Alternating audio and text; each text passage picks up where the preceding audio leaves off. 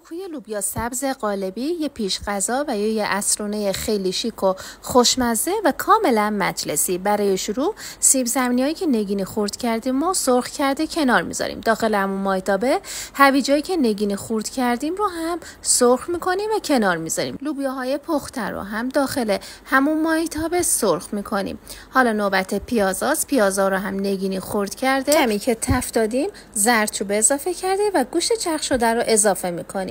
میتونید به گوشتون نمک و ادویه هم در این مرحله اضافه کنید. گوشتا که سرخ شد داخل یه ظرف همه موادی که سرخ کردیم رو اضافه میکنیم و ادویه های نمک، فلفل، پودر دارچین و پودر گل سرخ و کمی آرد رو اضافه میکنیم. حالا نوبت تخم مرغ است. اینجا من یادم افتاد که زعفران اضافه نکردم. زعفران رو هم اضافه میکنیم و مواد رو حسابی با تخم مرغ مخلوط میکنیم. برای درست کردن کوکوی قالبی من از این قالب سیلیکونی استفاده کردم که پشتش هم این شکلیه. قیمتش هم 155,000 تومنه.